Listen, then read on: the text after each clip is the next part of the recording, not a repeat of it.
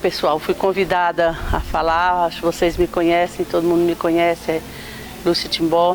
Eu fui convidada a dar um depoimento sobre a comunidade Santa Clara. A comunidade Santa Clara, ela nasceu da vontade da própria comunidade. Quando, em 2004, fazendo um curso para formação de ministro da palavra, o Frei Marcos pediu que a gente procurasse se engajar nas comunidades. Então a comunidade que eu me engajei foi aqui, essa próxima a mim. Comunidade não era uma localidade que a gente fazia parte. Começamos a fazer celebrações lá nas casas, fazendo uma caminhada. Aí a gente ia era a Eva lá do São João, que trabalhava na secretaria paroquial, o Vicente de Paulo e eu. Começamos uma caminhada fazendo celebrações casa a casa, todo domingo numa casa. Às vezes era dias extras, quando tinha um aniversário, ou de nascimento, ou de casamento, aquela família chamava também a gente para fazer as celebrações. Aí 2004, veio 2005, e a gente todo domingo já deixava agendada a casa seguinte. E a gente nessa caminhada, foi que um dia despertou, a própria comunidade nos incentivou. Depois, a primeira celebração mesmo foi na casa da Dona Ieda. Depois nós fomos para... A gente ficou procurando o local. Aí alguém sugeriu que a gente fizesse uma capela, um templozinho. Continuamos a busca. Então, em maio do mesmo ano, 2005, nós tivemos uma reunião grande na casa, a primeira celebração mesmo na casa da Ieda. E depois nós tivemos uma reunião na casa do seu Zé Edmar Serafim. Foi muito boa a reunião e todas elas surtiam frutos, surtiam novas ideias. Houve a possibilidade da gente fazer uma capela lá onde era na antiga casa de farinha. Foi assim um sonho para a gente, mas não houve parceria com os moradores. Depois foi passando o tempo, veio também a necessidade do templo, né? Mas a caminhada não deixou de existir todos os domingos. Aí em 2005 a gente já começou o pontapé maior. Certa vez nós nos encontramos fomos lá para o lado da Goiabeira, e chegando lá, alguém sugeriu, tá aí, esse terreno aí era bom. Se o dono desse, era bom porque aí é uma terra improdutiva. No inverno dá muita lama porque a água não desce. E não nasce nada porque era uma pedreira. Aí nós fomos peitar o dono, e o dono era um herdeiro e ele disse que dava. Perguntou lá na casa do seu João Vitor, aí seu João Vitor disse, eu dou, que eu já tenho mais de 40 anos aqui, ele não manda quase nada. Aí a gente criou coragem, chamamos o herdeiro lá, era o Zé Aguiar, farmacêutico. Aí ele foi. Chegando lá, o Zé Aguiar disse que escutou o pedido do povo. A gente deu um abaixo-assinado, uma relação de pessoas pedindo. Não era abaixo-assinado, era uma relação de pessoas pedindo. Aí ele pegou e disse que... perguntou quem era o padroeiro. E a gente já estava preparada, porque se pedisse... O nome do pai dele era João. Aí se ele fosse pedir João, a gente não ia querer porque tinha São João muito perto. O vizinho de frente, que morava há mais de 40 anos, era João também. Aí a gente já tinha tentado entrar na comunidade de Santo Antônio para também fazer essa capela lá. Seria então até em honra a São Frei Galvão, Santo Antônio de Santana Galvão. Foi o primeiro que a gente pensou. Mas não houve doação também lá pelo São João. Aí nós entramos mesmo lá na comunidade. Foi quando saiu da Goiabeira essa ideia. Daí o José Aguiar escutou o nosso pedido e ele perguntou qual seria o padroeiro. Aí eu disse Santa Clara de Assis. Ele baixou a cabeça, pegou as mãos entre as mãos e ficou. Eu achei que ele ficou emocionado e quase que chorando. Ele disse, mas por que Santa Clara? Aí eu disse assim, porque nós queremos, através de São Francisco de Assis, já ter a nossa parceria também com os franciscanos e a gente pode fazer também a Ordem das Clarissas. Até isso nós pensamos. Ele disse, olha, eu só quero dizer para vocês que tinha morado muito tempo no Rio de Janeiro, a primeira vez que foi para o Rio, ficou na rua, morando na Rua Santa Clara. Depois que ele saiu da Rua Santa Clara, ele arranjou emprego na farmácia Santa Clara.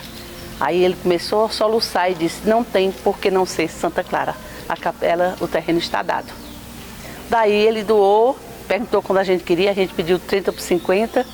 Ele ainda nos deu ainda, parece que foi 15 por 40. E nós fizemos, tratamos de passar o papel. Passar o papel não, continuamos na Morta de Feliz, fazendo nossa celebração. Pedimos o padre para ir abençoar o local e pedimos para fazer, íamos ajeitando a documentação.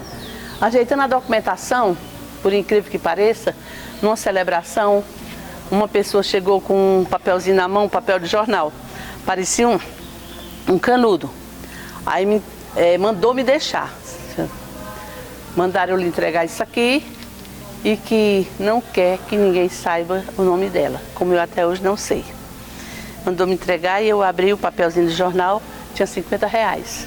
Naquela época, 50 reais, e eu fiquei emocionada. Ela disse, não quer que ninguém saiba. E é uma doação. E esses 50 reais eu fui correndo no cartório e passei os documentos. O primeiro preguei dessa maneira. E daí começou as celebrações, vinham as ofertas, a gente fazia aquela caminhada. Seu Zé de Massarafim foi um braço muito forte, os filhos dele também. Quando a gente começou a construir, nós tínhamos outro braço forte lá, foi o Estênio Sabino, que estava começando o comérciozinho dele de nada, quase nada, e o Vicente, e ele vendeu para nós fiado sem dinheiro, um dia que a gente não sabia nem o dia que ia pagar. Nunca deixamos de pagar nenhuma, nunca deixou de nos entregar e fazer aquele material naquele mutirão. E a capela assim foi se levantando. Nossa primeira festa, se não me engano, foi em 2007. Essa festa de 2007, toda a renda era para lá. E a gente foi assim, só o muro baixo, só feito marcado o alicerce e tinha o céu como teto. Era lá o nosso teto. Então a gente foi fazendo toda essa caminhada. Em 2007 a gente já tinha recebido a provisão, em 2005 eu tinha recebido a provisão.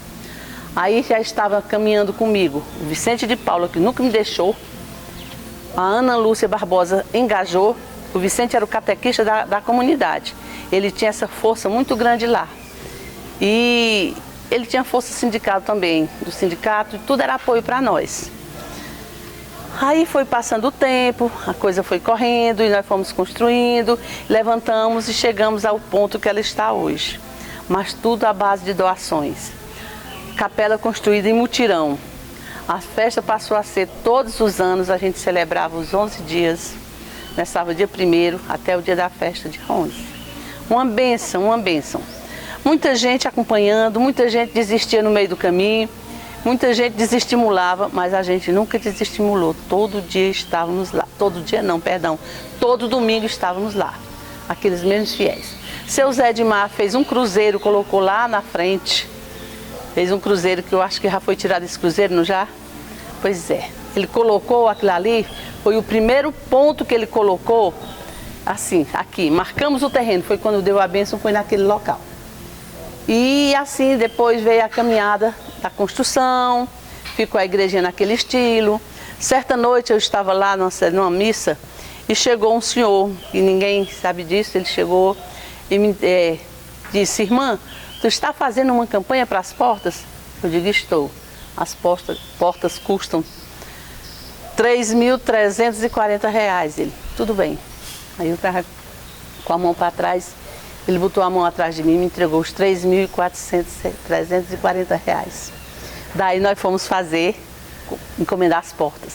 Encomendamos porta, encomendamos ambão, encomendamos altar, que eu não sei. Então, dessa minha caminhada, nós fomos até 2016, quando a comunidade achou por bem já ter outras inovações, outras pessoas à frente, e assim foi. Mas nós deixamos um tempo feito onde as pessoas podem se reunir. Implantei o dízimo lá também. Essa caminhada feita, o pessoal aqui da rua Vice-Prefeito José Eliakim, essas senhoras, todas me acompanhavam. Elas devolviam o dízimo lá. Não sei como está hoje, mas devolviam o dízimo lá. Era a parte litúrgica, eu tinha um zelo muito grande com as vestes, com o missal. Tive doações belíssimas de um senhor de Sobral, que me deu móveis. Ele mudou a parte, ele morou uma época em Tianguá, e ele mudou-se e deixou os móveis dele seminovos. Então esses móveis, um armário, um guarda-roupa eu deixei lá. E os outros, com o consentimento da comunidade, a gente vendia para fazer dinheiro, para empregar no reboco, para empregar nas coisas que a gente comprava. Então ele deixou, mandou guarda-roupa, mesa, tudo, cadeira, armário, tudo ele mudou-se, quando ele mudou-se para Sobral. Então ele mandava Bíblia, mandava doações em dinheiro. Lá tinha um cálice, uma âmbula, patena, as galhetas, tudo foi doação desse senhor. Ele era uma bênção para mim, uma bênção na capela. Ele mandava as coisas para a gente e dizia: o que tu estiver precisando, pode pedir. Eu tinha vergonha, mas aí a gente mandava. Então a gente foi vivendo, foi essa campanha toda, o Vicente de Paula do meu lado, nos intervalos dos nossos trabalhos. Eu dava aula, nos nossos intervalos a gente corria no marceneiro, corria atrás de material mais em conta, corria atrás de doação. Vicente de Paula, Ana Lúcia e eu. A gente pegava moto, aí mandava para Moitinga, para tudo quanto era canto, nesses intervalos de meio-dia. A gente nunca mediu sacrifícios. Então, formei coroinhas, a filha esqueci do nome, do Tassiano, a Tassiele, era coroinha, e mais outras. Tinha umas meninas ótimas como coroinha. Não sei se elas ainda acompanham, se ainda fazem parte da liturgia lá, não sei. Eu tinha um zelo muito grande pelas vestes, por tudo. E, pronto, fiz minha parte, agradeço a Deus tudo que a inspiração veio, tudo que a gente fez, aquela turma, como ali os vizinhos, a Lucinha, que zelava a capela, acredito que ainda seja ela hoje, Gisele, não sei. Eu fiquei muito feliz, tentei demais colocar o texto dos homens, mas como o texto dos homens era dos homens, eu não queria estar metida lá dentro, então não foi. A pessoa que eu insisti demais foi o seu Luiz Caetano. Pelejei com ele para ele fazer parte do texto dos homens, que eu ensinava. Se ele tinha dificuldade de rezar, a gente procurava uma pessoa para ir com eles que já rezasse, mas não surtiu efeito o texto dos homens lá. Mas coroinha surtiu efeito, a parte litúrgica surtiu, e as celebrações a gente estava lá, tem dia que era nós e nós de novo, mas ninguém nunca deixou de ir.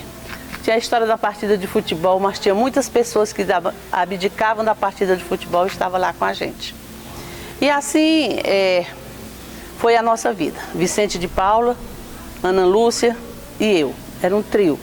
E onde a gente pôde entrar, a gente entrou. O que a gente pôde fazer, fez. E eu agradeço muito a intercessão de Santa Clara. Ela nos ajudou, nos inspirou. Santa Clara, que é a padroeira da televisão, né? Então ela também nos iluminou muito, trazendo formação. É uma franciscana, né? Como é que eu digo? Ela era uma eterna apaixonada pelas obras de São Francisco, e nós fazíamos nossas procissões luminosas também, da Santa Clara até a igreja de São Francisco, a capela de São Francisco, e vice-versa, né? Na abertura de nossa festa. Então, tudo que era possível a gente fazer, a gente fazia.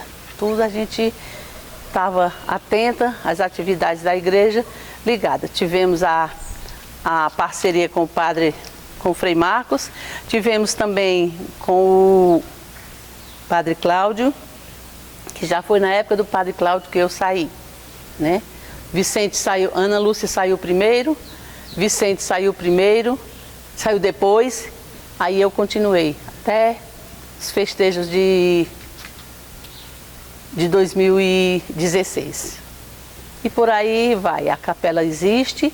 Eu espero que os fiéis perseverem, tenham gosto, é um patrimônio. Paulo Eugênia, ela tem lá um espaço, ela é apenas 8 metros. A capela tem 8,5 metros. Tem 1,5 metro para o lado daquela residência. E ainda sobraram 5,5 metros desse lado, que é para fazer, quando eu saí de lá, nós estávamos fazendo o alicerce, para fazer uma lateral do cimento, com o objetivo de ser na sombra e ali se dar uma catequese, ali se fazer uma reunião, ali se fazer uns leilões, que também os leilões eram feitos no patamar da igreja. As nossas criatividades não faltavam. Por exemplo, teve uma vez que nós fizemos na entrada da capela, lá na entrada na estrada ali no asfalto, ali na Dona Marcelina, nós fizemos o quê? O leilão do bolo. Só tinha bolo no leilão. Aí era o leilão do bolo, bolos bons, mas tudo a gente inventava para fazer a criatividade, para poder conseguir fundos para construir a capela. E deu certo, está lá. Eu agradeço à comunidade o tempo que me aturou, o tempo que eu estive lá, e estou aqui, firme e forte, para servir, tá bom?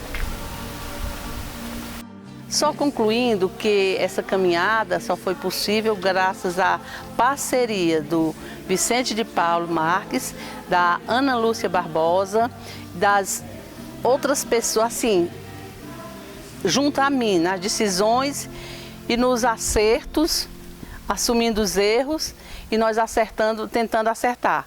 E a comunidade, como a Celita era parceira, como o seu Zé Dimar Serafim era parceiro, fiel com a Dona Rita, que eu chamava Comadre Rita, ainda chamo, e muitos outros, que esses aí arrastavam mais os fiéis. E a gente foi lutando e conseguimos isso, talvez num espaço de 10 anos. Nós tivemos doações belíssimas ali dentro. Belíssimo, o povo se doava e eu pediria à comunidade que não perdesse o espaço dos 5 metros que tem de lado. Porque tem nos registros, qualquer coisa, procure o cartório, que a documentação tem uma segunda via por lá, que existe, viu?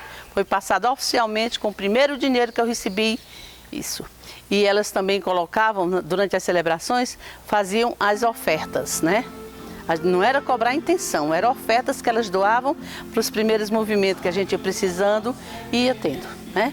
Então, só quero agradecer o tempo que passei lá. Admirei muito quando soube que o Paulo Eugênio assumiu acompanhar o Terço dos Homens naquela localidade, que eu achei ele assim um herói, né? Se deslocar com esse objetivo. E é um menino que eu sei, parece que não tem transporte, não tem carro, assim como eu também não tinha. E a gente ia, não tenho, e que a gente andava normalmente. Nossos leilões eram belíssimos. Ah, Paulo, também existia lá os leilões de lá eram grandes, né? O Everardo era que gritava nossos leilões e dava bons resultados, graças a Deus, na medida da comunidade carente, e dava, né? Então, muito obrigado, que Deus abençoe e que Santa Clara acompanhe os trabalhos lá em benefícios daquele povo.